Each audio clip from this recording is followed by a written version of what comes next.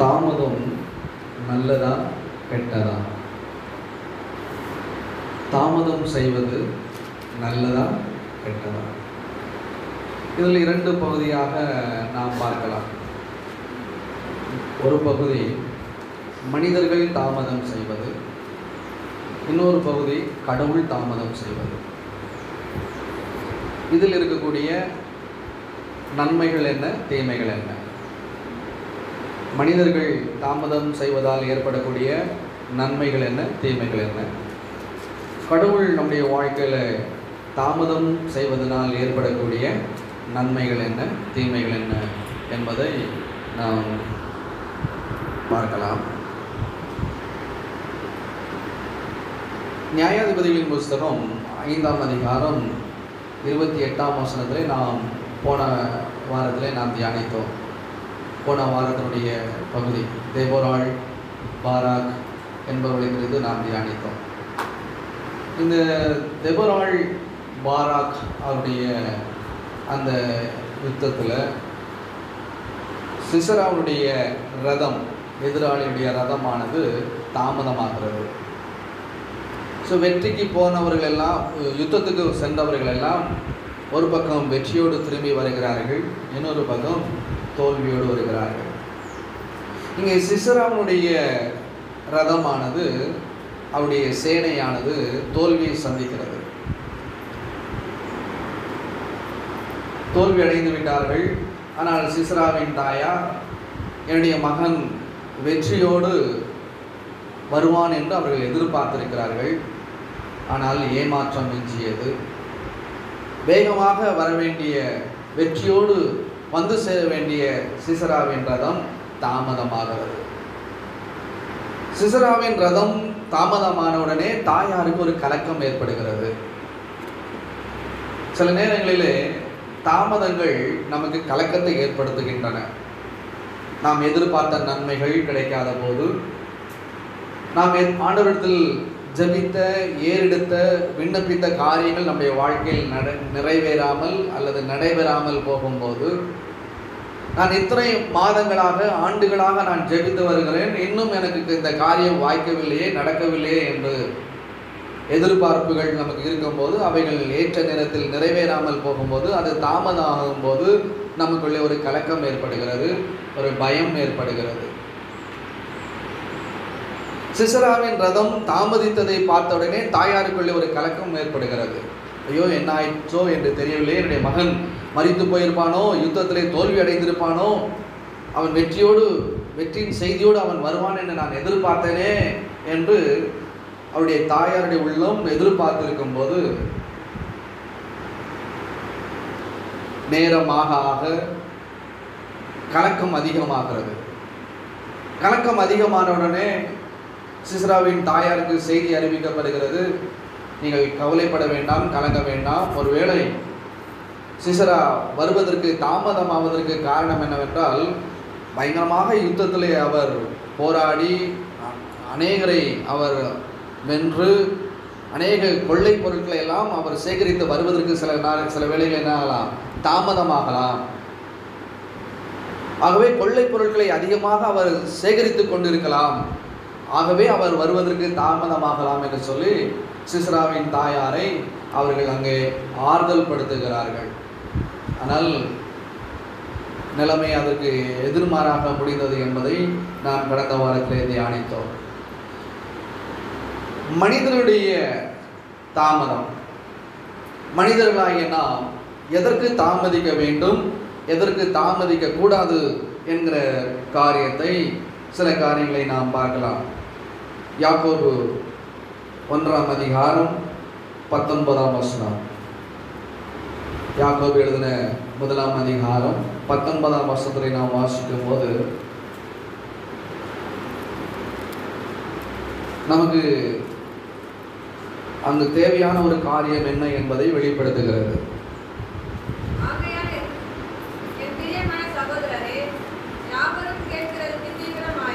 கேட்கிறதற்கு தீவிரமாயும், பேசுகிறதற்கு பொறுமையாயும், கோபிப்பதற்கு தாமதமாயும் இருக்க வேண்டும். தாமதம் நமக்கு எதில் இருக்க வேண்டும் என்றால், கோபப்படுவதற்கு நமக்கு தாமதம் தேவை, கேட்பதற்கு தீவிரம் தேவை, பேசுவதற்கு பொறுமை தேவை, கேட்பதற்கு அதிக ஆவலோடு நாம் கேட்க வேண்டும். எவ்வளவு அதிகமாய் நாம் கேட்கிறோமோ அவ்வளவு அதிகமாய் நாம் கற்றுக்கொள்கிறோம். எவ்வளவு அதிகமாய் நாம் கேட்கிறோமோ கற்றுக்கொள்கிறோமோ அவ்வளவு அதிகமாய் நம்முடைய வாழ்க்கையில ஒரு உயர்ந்த ஆசீர்வாதத்தை நாம் நிறைவாய் பெற்றுக்கொள்ள முடிகிறது. பேசுகிறதற்கு பொறுமையாக இருக்க வேண்டும். பேசுகிறதற்கு நாம் அவசரப்படக்கூடாது, தீவிரப்படக்கூடாது, அல்லது பேச வேண்டும் என்ற ஆவல் நமக்கு அதிகமாக இருக்கக்கூடாது. பேச வேண்டும் என்ற ஆவலை காட்டிலும் கேட்க வேண்டும் என்ற ஆவல் நமக்கு அதிகமாக இருக்க வேண்டும். அதே வசனத்திலே 3வது பகுதி சொல்கிறது, கோபப்படுவதற்கு தாமதமாக இருக்க வேண்டும். பொதுவாக தமிழில் ஒரு பழமொழி சொல்வார்கள், ஆத்திரக்காரனுக்கு புத்தி மட்டு என்று. ஆத்திரக்காரனுக்கு மட்டுமல்ல, ஆத்திரக்காரிக்கும் அப்படித்தான் இல்லையா? ஆத்திரக்காரனுக்கு மட்டுமல்ல, ஆத்திரக்காரிக்கும். ஆகவே ஆத்திரம் அல்லது இந்த கோபம் என்பது நாம் எவ்வளவுக்கு குறைத்து கொள்ள முடியுமோ அவ்வளவுக்கு நாம் அதிகமாக குறைத்து கொள்ள வேண்டும். கோபம் அநேக நேரங்களிலே அநேக எதிர்மறையான தாக்கங்களை ஏற்படுத்தி விடுகின்றன. ஆகவே தாமதம் என்ற ஒன்றை நீங்கள் விரும்புவீர்களானால் நாம் கோபப்படுவதற்கு மட்டும்தான் நாம் தாமதமாக இருக்க வேண்டும். இதனுடைய விளைவுகளை நம்முடைய அன்றாட வாழ்க்கையில் நாம் அறிந்து வருகிறோம், நாம் சந்தித்து வருகிறோம். கோபப்படுவதனால் ஏற்படக்கூடிய நன்மைகள் என்ன, தீமைகள் என்ன என்று சொன்னால், நாம் பட்டியலிட்டு பார்த்தால் கோபப்பட்டு பேசுவதனால் ஏற்படக்கூடிய நன்மைகளை விட அதனால் ஏற்பட்ட எதிர்விளைவுகள், தீய விளைவுகள் தான் நமக்கு அதிகம். ஆகவே தான் வேதம் சொல்கிறது, நீங்கள் தாமதம் என்ற ஒன்று இருக்க வேண்டுமென்றால் அது கோபப்படுவதற்காக மட்டுமே இருக்க வேண்டும். இன்னும் சில வசனங்களை நாம் வாசிக்கலாம். பிரசங்கியின் புஸ்தகம் 5ஆம் அதிகாரம் 4ஆம் வசனமும், உபாம புஸ்தகம் 23ஆம் அதிகாரம் 21ஆம் வசனத்தை நாம் வாசிக்கும் போது, பொருத்தனையில் தாமதம் இருக்கக்கூடாது. பொருத்தனையில் தாமதம் இருக்கக்கூடாது. பிரசங்கியின் புஸ்தகம் 5ஆம் அதிகாரம் 4ஆம் வசனம், உபாம புஸ்தகம் 23ஆம் அதிகாரம் 21ஆம் வசனம். இந்த வசனங்களை நாம் வாசித்தால் பொருத்தனையை தாமதமின்றி நாம் நிறைவேற்ற வேண்டும். அநேக நேரங்களில் வேதத்தில் நாம் காண முடிகிறது, பொருத்தனை ஜெபம் நமக்கு உடனடியான பதிலை கொடுக்கிறது. நீண்ட நாட்களாக, நீண்ட ஆண்டுகளாக நாம் ஜெபித்து நம்முடைய ஜெபங்களுக்கு பதில் கிடைக்காமல் போகும்போது பொருத்தனை ஜெபம் நமக்கு உடனடியான பதிலை கொடுக்கிறது. ஆனால் உடனடி பதிலை எதிர்பார்க்கிற நாம் அந்த பொருத்தனையை நிறைவேற்றுவதற்கு நாம் தவறி விடுகிறோம். இதை செய்ய வேண்டும், அதை செய்ய வேண்டும், அடுத்த மாதம் செய்யலாம், அதன் அடுத்த வருடம் செய்யலாம் என்று சொல்லி ஆண்டவருடைய சமூகத்தில் நாம் செலுத்திய பொருத்தனைகளை நிறைவேற்றுவதற்கு நாம் தாமதம் செய்கிறோம். வசனம் சொல்கிறது, ஆண்டவருடைய சமூகத்தில் நீங்கள் செய்த பொருத்தனைகளை நீங்கள் நிறைவேற்றுவதற்கு தாமதிக்கவே கூடாது. அடுத்தது காணிக்கை. யாத்ரா புஸ்தகம் 22ஆம் அதிகாரம் 29ஆம் வசனம். ஆண்டவருடைய சமூகத்திலே காணிக்கைகளை செலுத்தவும் நாம் என்ன செய்யக்கூடாது? தாமதிக்க கூடாது.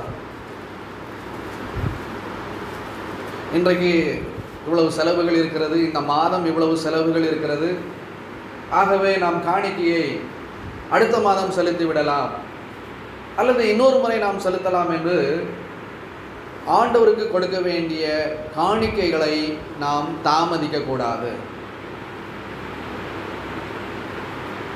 இயேசுவும் சொன்னார், ராயனுக்குரியதை நீங்கள் ராயனுக்கு கொடுங்கள், கடவுளுக்குரியதை நீங்கள் கடவுளுக்கு கொடுங்கள்.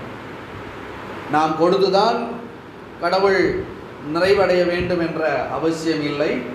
ஆனால் ஒரு அன்பின் வெளிப்பாடாக, நன்றி கடனாக ஆண்டவர் நமக்கு செய்த நன்மைகளிலிருந்து நன்றி நிறைந்த உள்ளத்தோடு மனப்பூர்வமாய் நாம் ஆண்டவருக்கு காணிக்கை செலுத்த வேண்டும் என்பதை ஆண்டவரே கேட்டு வாங்குகிறார், அதை செய்ய சொல்லுகிறார். அநேக நேரங்களிலே நானும் யோசித்தது உண்டு, காணிக்கை வேண்டுமா, இங்கே காணிக்கை பெட்டி வைக்கணுமா, ஒரு பாடலை பாடணுமா, காணிக்கை எடுக்க வேண்டியது அவசியம்தானா என்பதை நானும் பலமுறை யோசித்தேன். ஆனால் வசனம் தெளிவாக சொல்லுகிறது, காணிக்கைகளை நாம் கண்டிப்பாக செலுத்த வேண்டும், அதை மனப்பூர்வமாய் செலுத்த வேண்டும், மன நிறைவாய் செலுத்த வேண்டும், தாமதமின்றி நாம் செலுத்த வேண்டும். அல்லேலூயா. ஆகவே காணிக்கை செலுத்துவதிலும் நாம் தாமதம் செய்யக்கூடாது. எஸ்ராவின் புஸ்தகம் 7ஆம் அதிகாரம் 17ஆம் வசனத்தை வாசிக்கும் போது அங்கு பலி செலுத்துவதை தாமதமின்றி செலுத்த வேண்டும் என்று சொல்லப்பட்டிருக்கும். எஸ்ராவின் புஸ்தகம் 7ஆம் அதிகாரம் 17ஆம் வசனம். இந்த வசனங்கள் எல்லாம் நீங்கள் குறிப்பெடுத்து கொண்டு வேதாகமத்தை எடுத்து வாசித்து அதனுடைய அர்த்தத்தை சரியாய் புரிந்து கொள்ளுங்கள். பலி செலுத்துவதில் தாமதம் இருக்கக்கூடாது. பலி செலுத்துவதில் தாமதம் இருக்கக்கூடாது என்றால் கடவுளுக்கு ஆராதனை செய்வதில் தாமதம் இருக்கக்கூடாது. பலி என்பது கடவுளுக்கு செலுத்தக்கூடிய ஆராதனை, கடவுளுக்கு செலுத்தக்கூடிய ஆராதனை. பலியை தாமதமாய் செலுத்தக்கூடாது.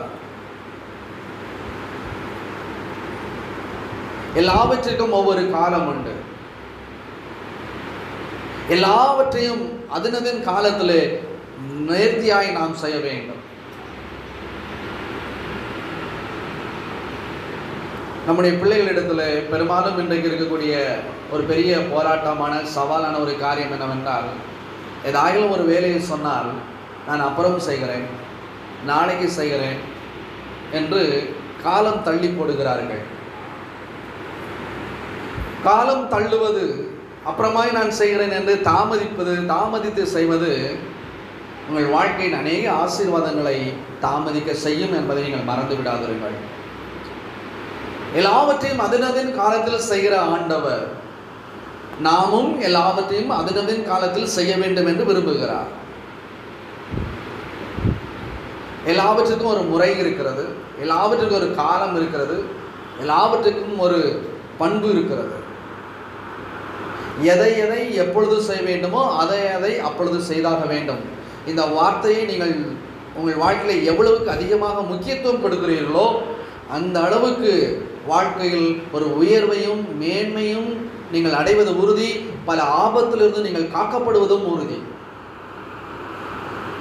தாமதம் என்பது பல எதிர்மறையான பின்விளைவுகளை நம் வாழ்க்கையில் ஏற்படுத்திவிடும். எந்த வேலையானாலும் சரி, நம்முடைய அன்றாட வாழ்க்கையில் நாம் செய்ய வேண்டிய நம்முடைய கடமைகளாக இருக்கட்டும், பள்ளிக்கூடத்தில் உள்ள காரியங்களாக இருக்கட்டும், கல்லூரியில் உள்ள காரியங்களாக இருக்கட்டும், நாம் பணி செய்கிற இடத்தில் உள்ள காரியமாக இருக்கட்டும், நம்முடைய வீட்டில் உள்ள காரியமாக இருக்கட்டும், எந்தெந்த காரியத்தை எப்பொழுது செய்ய வேண்டுமோ அந்தந்த காரியங்களை அப்பொழுதே நாம் செய்தாக வேண்டும். தாமதம் என்பது பல எதிர்மறையான பின்விளைவுகளை, பேராபத்துகளை விளைவிக்கக்கூடியது. இதை நம்முடைய அன்றாட வாழ்க்கையில் நாம் இதை சரியாய் செய்து பழகும் போதுதான் அநேக ஆபத்திலிருந்து நாம் நம்மை காப்பாற்றிக் கொள்ள முடியும், பிறரையும் நாம் காப்பாற்றிக் கொள்ள முடியும். ஆகவே தாமதம் என்பதை தயவு செய்து தள்ளி போட்டு விடுங்கள். தாமதத்தை தவிருங்கள். அதிலும் குறிப்பாக இறை காரியங்களிலே, கடவுளுக்குரிய காரியங்களிலே தாமதம் என்பது கடவுளிடத்திலிருந்து நாம் பெற்றுக்கொள்ள ஆசீர்வாதங்களையும் அது தாமதிக்க செய்யும் என்பதையும் மறந்து விடாதீர்கள். இறை காரியங்களிலே எவ்வளவு நாம் தாமதிக்கிறோமோ இறை ஆசீர்வாதங்களை நாம் பெற்றுக்கொள்வதிலும் தாமதம் உண்டாகும். பலி செலுத்த வேண்டியது தாமதம் இல்லாமல் பலி செலுத்த வேண்டும்.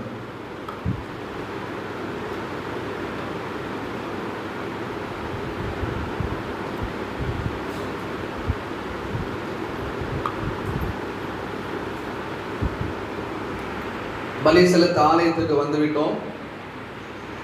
தாமதமின்றி நாம் வந்துவிட்டோம். நான் ஆராதனை முடிந்தவுடனே தாமதமின்றி வேகமாக நான் போய்விடலாமா என்றால், வாசிங்கள். லூக்கா எழுதின சுவிசேஷ புஸ்தகம் 1ஆம் அதிகாரம் 21ஆம் வசனத்திலே வாசிக்கும் போது,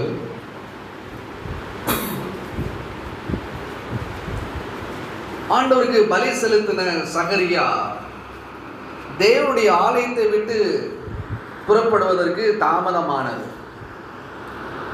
தேவனுடைய ஆலயத்தை விட்டு புறப்படுவதற்கு தாமதமானதற்கு காரணம், அங்கே யோவான் ஸ்நானனுடைய தகப்பனார் சகரியா தேவ தூதனை பலி செலுத்தும் இடத்திலே சந்திக்கிறார்.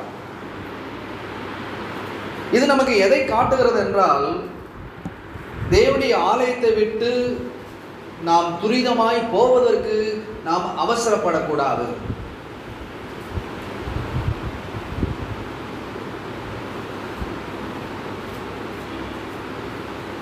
எவ்வளவுக்கு அதிகமாய் ஆண்டுடைய சமூகத்திலே நாம் நம்முடைய நேரங்களை செலவிடுகிறோமோ, அவ்வளவு அதிகமாய் கடவுளுக்கும் நமக்கும் இடையே உள்ள ஒரு தொடர்பை நாம் அதிகமாய் பெற்றுக்கொள்கிறோம்.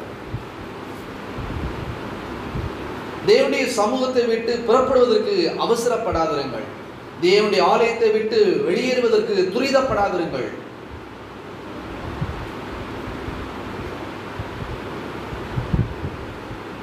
சகரியா தேவனுடைய ஆலயத்தில் தாமதித்திருந்தான். அவன் தாமதித்ததற்கு காரணம், அங்கே இறை தொடர்பு ஏற்பட்டது.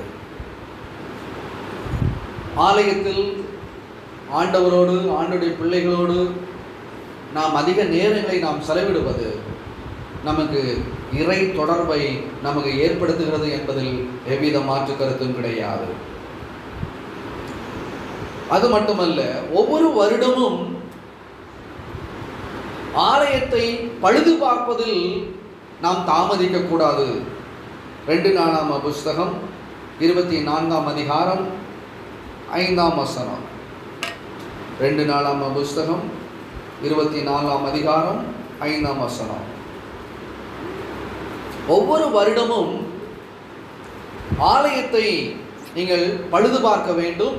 அந்த பழுது பார்க்கிற பணியை நீங்கள் தாமதமாக செய்யக்கூடாது.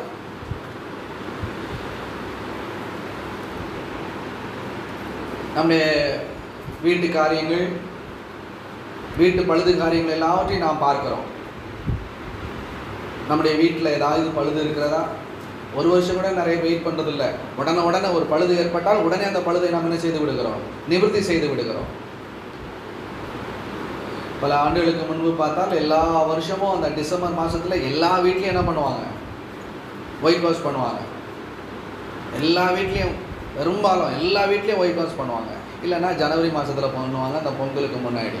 இல்லைன்னா கிறிஸ்மஸுக்கு முன்னாடி, நியூ இயருக்கு முன்னாடி. அந்த டிசம்பர் மாதம், ஜனவரி மாதம் பார்த்தீங்கன்னா பழையன கழிதலும் புதியன புகுதலும்ன்ற மாதிரி, பழையவையிலெல்லாம் ஒழிந்து போயினா எல்லாம் புதிதாயினன்ற மாதிரி அட்லீஸ்ட் வருஷத்துக்கு ஒரு முறையாவது என்ன பண்ணுவாங்க?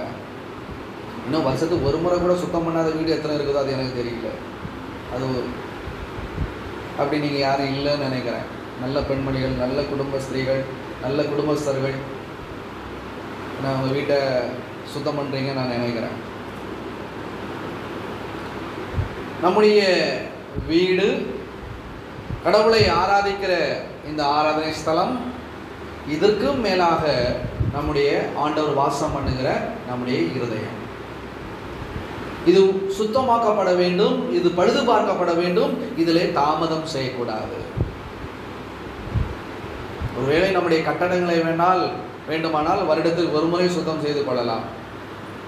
ஆனால் ஆண்டவர் வாசம் பண்ணக்கூடிய நம்முடைய இருதயம் ஒவ்வொரு நாளும் சுத்தம் பண்ணப்பட வேண்டும். அது சுத்தம் பண்ணப்படுகிறதுல தாமதிக்க கூடாது. அல்லேலூயா, அல்லேலூயா. அந்த வசனத்தின்படி லிட்டரலாக, ஒரு லிட்டரல் இன்டர்பிரிட்டேஷன் என்று சொன்னால், வருடத்திற்கு ஒரு முறை ஆலயத்தை சுற்றி பாருங்கள். ஒரு முறையாவது சுற்றி பாருங்கள். அட்லீஸ்ட் வருஷத்துக்கு ஒரு முறையாவது ஆலயத்தை சுத்திகரிக்கிற பணியில் உங்களை ஈடுபடுத்திக் கொள்ளுங்கள். நான் சொல்றது எத்தனை பேருக்கு கேட்டது? எல்லாருக்கும் கேட்டதுங்களா? அட்லீஸ்ட் ஒரு முறையாவது ஆலய சுத்திகரிப்பு பணியிலே உங்களை என்ன செய்து கொள்ளுங்கள், ஈடுபடுத்திக் கொள்ளுங்கள். ஒரு அறிவிப்பு கொடுக்கும் போது நீங்களும் உங்கள் பிள்ளைகளோட வந்து செய்யுங்கள். ஒரு சுத்திகரிப்பு பணி, ஆலயத்தில் ஒரு சுத்திகரிப்பு பணி இருக்கிறது என்று ஒரு தகவலை கொடுக்கும் போது நீங்கள் உங்கள் பிள்ளைகளோடு வந்து செய்யுங்கள். நீங்கள் பிள்ளைகளோடு வந்து செய்வீர்களானால் வரும் நாட்களிலே உங்கள் பிள்ளைகள் ஆண்டவருக்காக எழும்பி செயல்படுவார்கள். நீங்கள் வராமல் உங்கள் பிள்ளைங்களை மட்டும் அனுப்புனீங்கன்னா பிள்ளைங்க வரமாட்டாங்க. முதலாவது நாம் முதல் படி எடுத்து வைக்க வேண்டும். பிள்ளைகளோடு வாருங்கள், பிள்ளைகளை அழைத்து வாருங்கள். கிட்டத்தட்ட வருஷத்தில் மினிமம் 2 டைம்ஸ்லேருந்து 3 டைம்ஸ் வரைக்கும் நம்முடைய ஆலயத்தை சுத்தம் செய்கிறோம். மெகா கிளீனிங் நடக்குது இல்லையா? வாரம் நடக்குது. அது இன்னொரு பக்கம். மெகா கிளீனிங் வருஷத்தில் ஒரு 2 to 3 டைம்ஸ் நடக்குது. At least participate once in a year.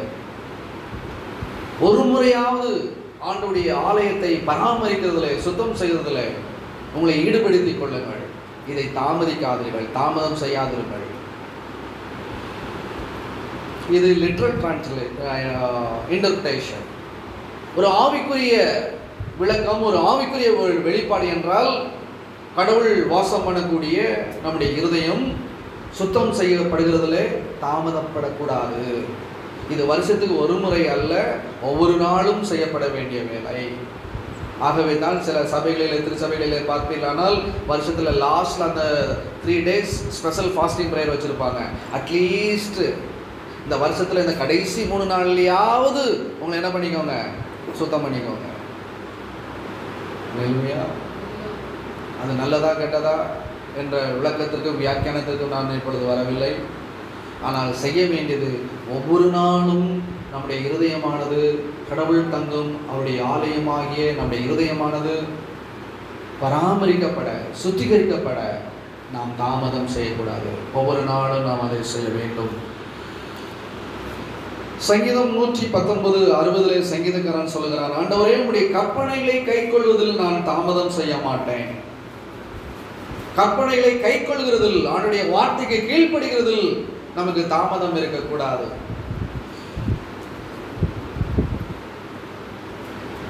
அப்போஸ்தலனாகிய பவுலுடைய வாழ்க்கையின் அனுபவத்தை பார்க்கும்போது 9ஆம் அதிகாரம் அப்போஸ்தலனாகிய பவுல்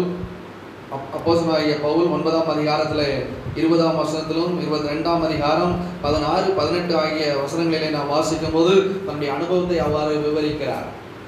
ஆண்டுடைய தொடுதல் அவருக்கு ஏற்பட்ட போது இந்த வசனங்களை புரிந்து கொள்ளுங்கள். நீங்கள் அப்புறமாக வாசித்து பாருங்கள்.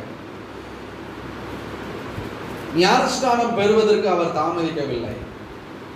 ஆண்டவருக்கு இறைப்பணி செய்வதற்கு அவர் தாமதிக்கவில்லை.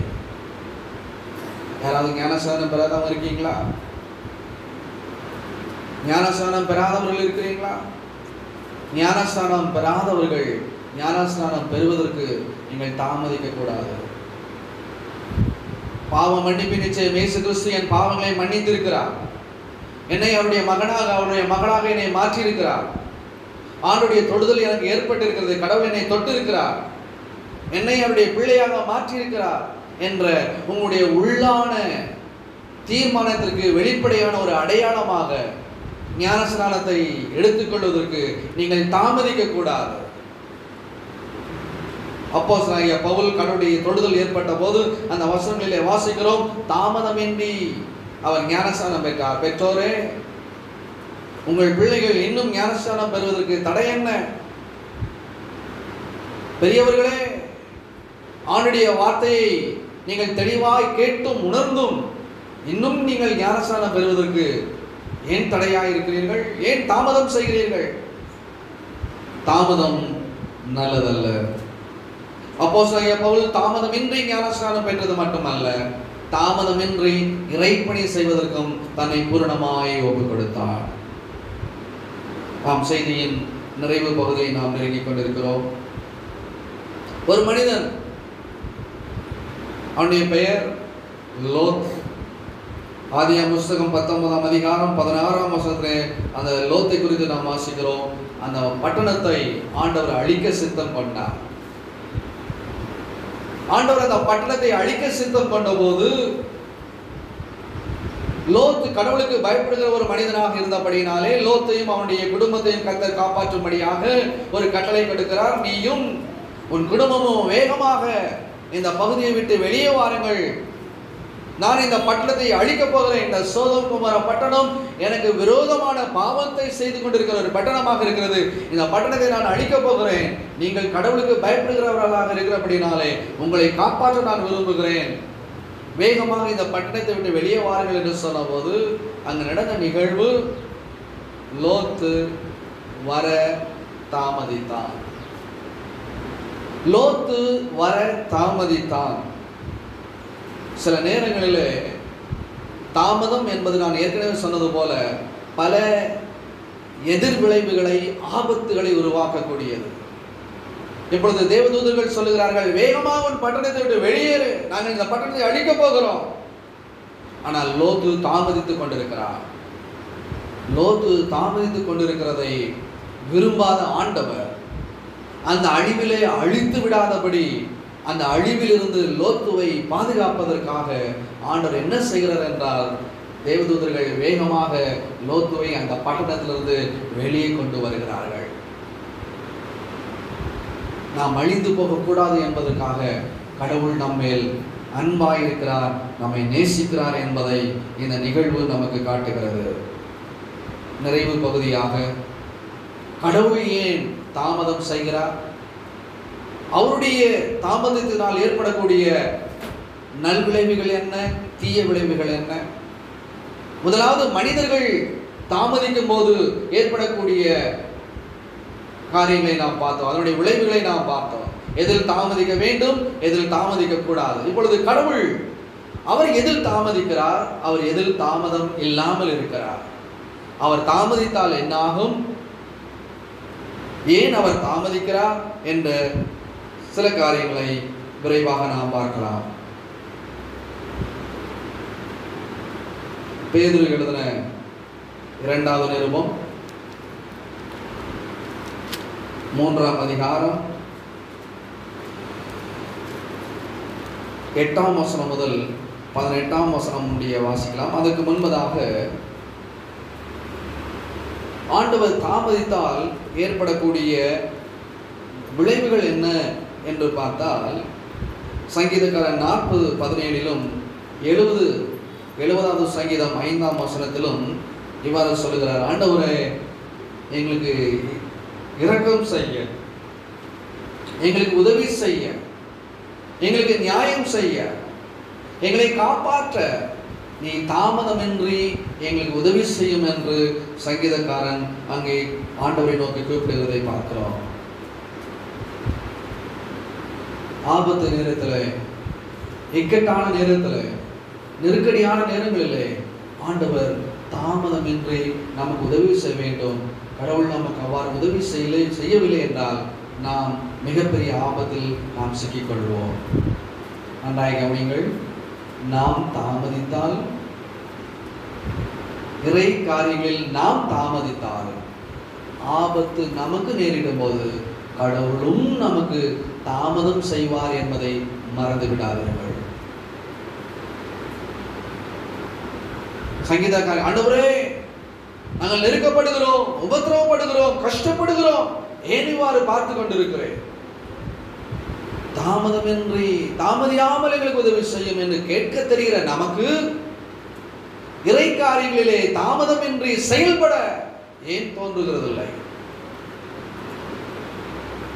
நன்றாய் தெரிந்து கொள்ளுங்கள். நீதி செய்ய, நியாயம் செய்ய, இரக்கம் செய்ய, உதவி செய்ய கடவுள் நமக்கு தாமதிப்பாரானால் நாம் பேராபத்திலே சிக்கிக்கொள்வோம். அவர் நமக்கு தாமதமின்றி உதவி செய்ய வேண்டுமானால் இறை காரியங்களிலே நாம் தாமதிக்காமல் நாம் செய்ய வேண்டிய நம்முடைய கடமைகளை, நம்முடைய பணிகளை நாம் சிறப்பாக செய்ய வேண்டும். 2 பேதுருக்கு எழுதின நிருபம் 3ஆம் அதிகாரம், அப்போஸ்தலனாகிய பேதுரு எழுதின 2வது நிருபம் 3ஆம் அதிகாரம் வசனங்கள் 8 முதல் 18 முடிய சற்று வேகமாக வாசித்து நாம் நிறைவு செய்யலாம். பிரியமானவர்களே, கர்த்தருக்கு ஒரு நாள் 1000 வருஷம் போலவும் 1000 வருஷம் ஒரு நாள் போலவும் இருக்கிறதுக்கு இந்த ஒரு காரியத்தை நீங்கள் அறியாதிருக்க வேண்டாம். தாமதிக்கிறார் என்று சிலர் எண்ணுகிறபடி கர்த்தர் தமது வாக்குத்தத்தத்தை குறித்து தாமதமாயிராமல் ஒருவரும் கெட்டு போகாமல் எல்லாரும் மனம் திரும்ப வேண்டும் என்று விரும்பி நம்மேல் நீடிய பொறுமை உள்ளவராயிருக்கிறார். இப்பொழுது கடவுள் ஏன் தாமதம் செய்கிறார் என்பதற்கு ஒரு விளக்கத்தை நாம் இந்த இடத்திலே வாசிக்கிறோம். சில நேரங்களிலே கடவுள் தாமதம் செய்வது நமக்கு பேராபத்தை ஏற்படுத்தும். ஆனால் இந்த பகுதியிலே அவருடைய இரண்டாம் வருகையிலே கடவுள் தாமதிப்பது எதற்காக என்றால் பேராபத்தை கொடுப்பதற்காக அல்ல, மனுக்குலம் அனைத்தையும் ரட்சிப்பதற்காக. ஏனென்றால் கடவுள் எல்லார் மேலும் அன்புள்ளவராயிருக்கிறார். அவர் அழிக்க வேண்டும் என்று நினைத்திருந்தால் நானும் நீங்களும் என்றைக்கோ அழிந்து போயிருப்போம். ஆண்டவர் தாமதமாய் இருப்பதற்கு காரணம், அவருடைய வருகை தாமதமாய் இருப்பதற்கு காரணம், அநியாயம் செய்கிறவர்கள், அநீதி செய்கிறவர்கள், அக்கிரமம் செய்கிறவர்கள், கடவுளுக்கு விரோதமாய் பாவம் செய்கிறவர்கள் கடவுள் பக்கமாய் திரும்ப வேண்டும், அவர்கள் வருவார்கள், வந்து விடுவார்கள் என்ற நம்பிக்கையோடு நம்மேல் வைத்த அன்பினாலே நம் அனைவரையும் ரட்சிக்க வேண்டும் என்ற இறை நோக்கத்தோடு கடவுள் நம்மை அழிக்காமல் அவருடைய வருகை தாமதமாகி கொண்டிருக்கிறது. 9ஆம் வசனம், தாமதிக்கிறார் என்று சிலர் எண்ணுகிறபடி கர்த்தர் தமது வாக்குத்தத்தத்தை குறித்து தாமதமாயிராமல் ஒருவரும் கெட்டு போகாமல் எல்லாரும் மனம் திரும்ப வேண்டும் என்று விரும்பி நம்மேல் நீடிய பொறுமை உள்ளவராயிருக்கிறார்.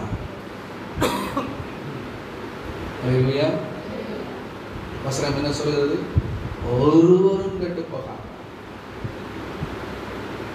ஒருவரும் கெட்டு போகாமல் எல்லாரும் ரட்சிக்கப்பட வேண்டும், எல்லாரும் தெய்வ பயத்தோடு தெய்வ பக்தியோடு வாழ வேண்டும் என்று ஆண்டவர் விரும்பி நீடிய பொறுமை உள்ளவராயிருக்கிறார்.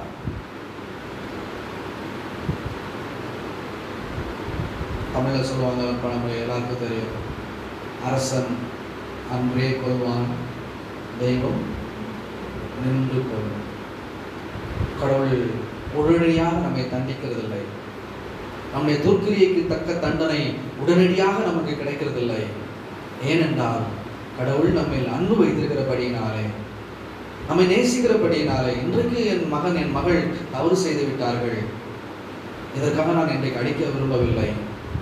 அவர்கள் திருந்தி விடுவார்கள், நன்றாகி விடுவார்கள், சரியாகி விடுவார்கள், நாளைக்கு நல்லாயிருவாங்க, நாளைக்கு சரியாயிருவாங்க. இது வரைக்கும் தெரியாம பண்ணினாங்க, இனிமே என்னை உண்மையாய் நேசித்து என்னுடைய கட்டளைகளுக்கு தாமதமின்றி கீழ்ப்படிவார்கள் என்ற நம்பிக்கையோடு எதிர்பார்ப்போடு ஆண்டவர் இன்னும் நம்மை விட்டு வைத்திருக்கிறார்.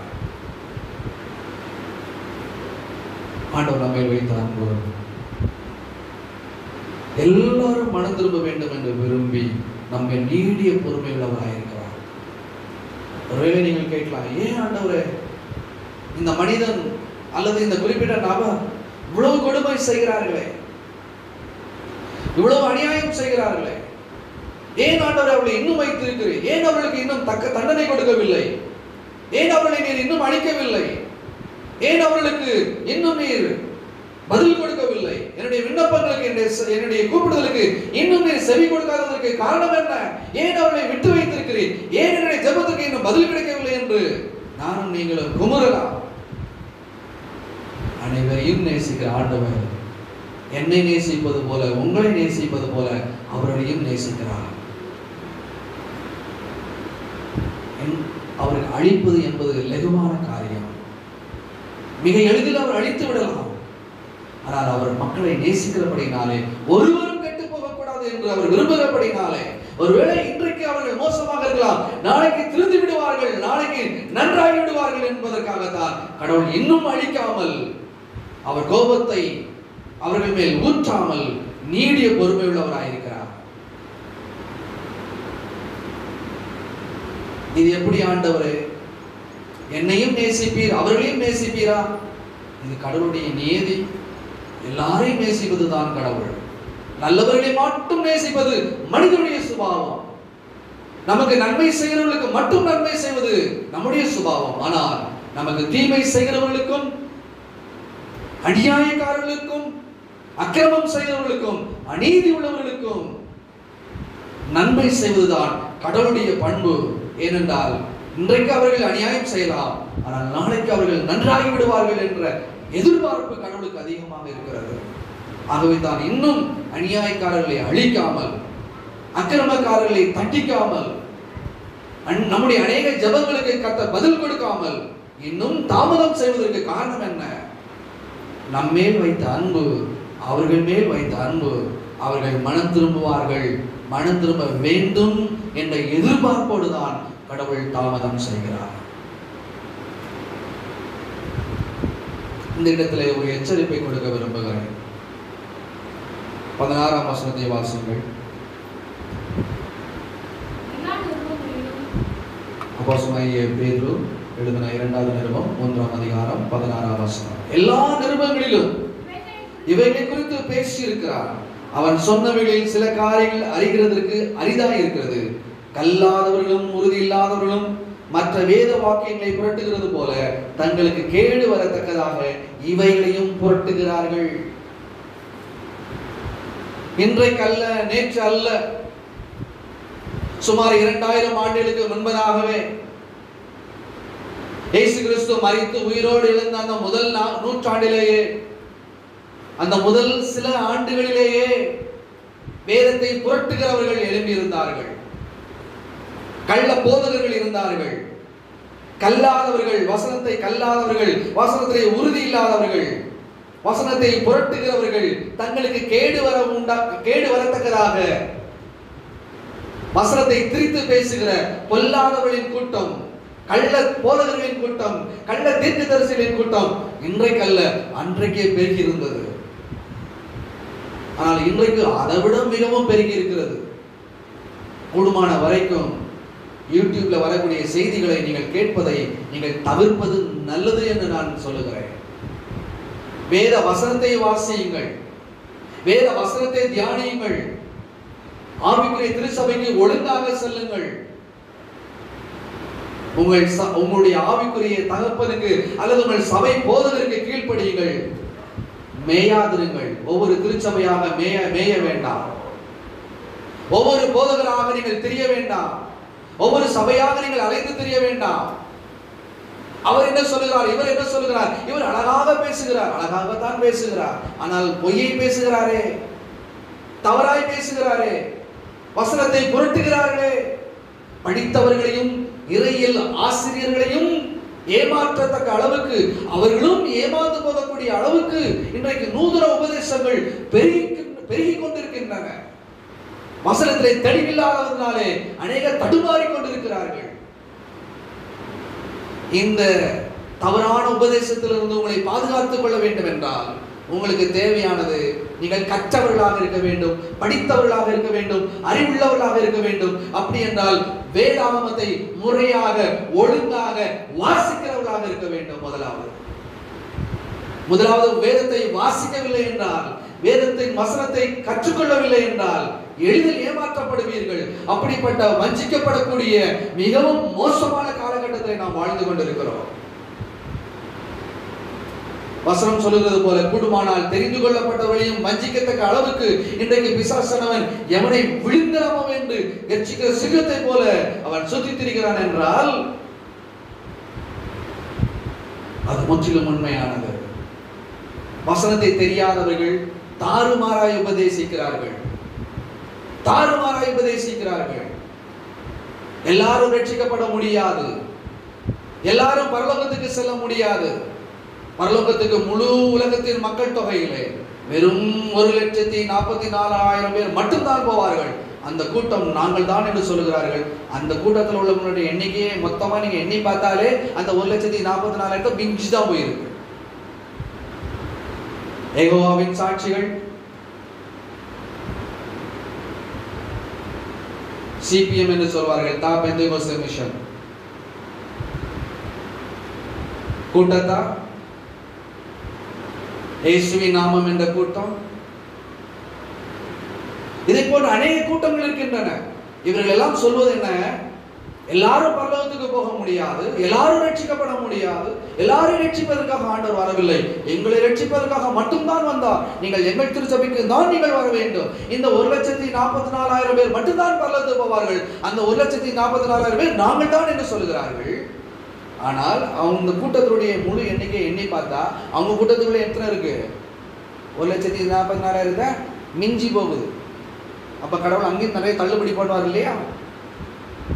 துருபதேசக்காரர்கள், கள்ள உபதேசக்காரர்கள், வசனத்தில் தெளிவில்லாதவர்கள்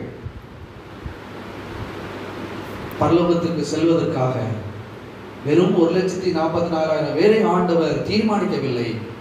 அவர் இன்னும் வர தாமதிப்பதற்கு காரணம் என்னவென்றால், வசனம் தெளிவாக சொல்கிறது, தாமதிக்கிறார் என்று சிலர் எண்ணுகிறபடி கர்த்தர் தமது வாக்குத்தத்தத்தை குறித்து தாமதமாய் இராமல் ஒருவரும் கெட்டு போகாமல் எல்லாரும் மனம் திரும்ப வேண்டும் என்று விரும்பி நம்மேல் நீடிய பொறுமை உள்ளவராயிருக்கிறார். நானும் நீங்களும் கெட்டு போய்விடக் கூடாது.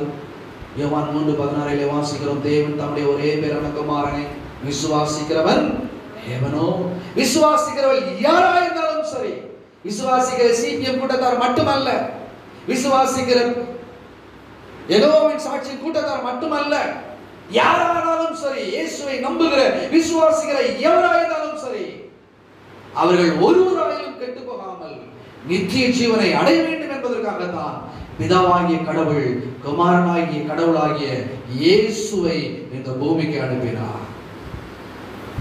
கடவுளாகிய பரிசுத்த ஆவியானவர் நம்மை பரிசுத்தப்படுத்தி அவருடைய வருகைக்கு நம்மை ஆயத்தப்படுத்தி கொண்டிருக்கிறார். அருமையான கர்த்தருடைய பிள்ளைகளே, கடவுளுடைய தாமதம் ஒரு பகுதியிலே நமக்கு அழிவை ஏற்படுத்துகிறது, இன்னொரு பகுதியிலே நமக்கு ரட்சிப்பை ஏற்படுத்துகிறது. நம்முடைய தாமதம் நமக்கு பெருத்த ஆபத்தை ஏற்படுத்துகிறது. தாமதம் என்ற ஒன்று மனிதனுக்கு இருக்க வேண்டும் என்றால் அவர் கோபப்படுவதற்கு மட்டும்தான் தாமதிக்க வேண்டுமே தவிர மற்றபடி இறை காரியங்களிலே எந்த காரியத்திலும் நாம் தாமதிக்க கூடாது. நாம் தாமதிப்போமானால், இறை காரியங்களிலே நாம் தாமதிப்போமானால், ஆண்டவர் நமக்கு இறங்குவதற்கு ஆபத்தான நேரத்தில், இக்கட்டான நேரத்தில், நெருக்கடியான நேரத்தில் கடவுள் நமக்கு இறங்குவதற்கும் அவர் தாமதம் செய்தால் நம்முடைய நிலைமை மிகவும் பரிதாபமாக இருக்கும். நாம் கைவிடப்பட்டவர்களாக கொடிய துக்கத்துக்கும் துயரத்துக்கும் துன்பத்திற்கும் நாம் உள்ளாவோம். ஆகவே அருமையான கர்த்தருடைய பிள்ளைகளே, இறை காரியங்களிலே தாமதிக்க வேண்டாம். இயேசு கிறிஸ்துவின் வருகை தாமதிப்பதற்கு காரணம் என்னையும் உங்களையும் ரட்சிப்பதற்காக, நம்மை காப்பாற்றுவதற்காக, நம்முடைய குடும்பத்தாரை ரட்சிப்பதற்காக, நம்முடைய நண்பர்களை ரட்சிப்பதற்காக, நம்முடைய கிராமத்தில் உள்ள மக்கள் ரட்சிக்கப்பட வேண்டும் என்பதற்காக, பாவத்தின் அழிவிலிருந்து அவர்களும் காக்கப்பட வேண்டும் என்பதற்காகத்தான் ஆண்டவர் இயேசு கிறிஸ்து வருகை தாமதமாகிறது. நாம் ஆயத்தமாவோம், நம்மை சார்ந்தவர்களை ஆயத்தப்படுத்துவோம். தாமதமின்றி இறைப்பணி செய்ய, இறைவனுக்கு பணிவிடை செய்ய, கடவுளுக்கு ஆராதனை செய்ய, கடவுளுக்குரிய காரியங்களிலே தாமதமில்லாமல் செயல்பட நம்மை அர்ப்பணிப்போம். ஆண்டவர் தாமே இந்த வார்த்தைகள் மூலமாய் நம்மை ஆசீர்வதிப்பாராக. ஆமென்.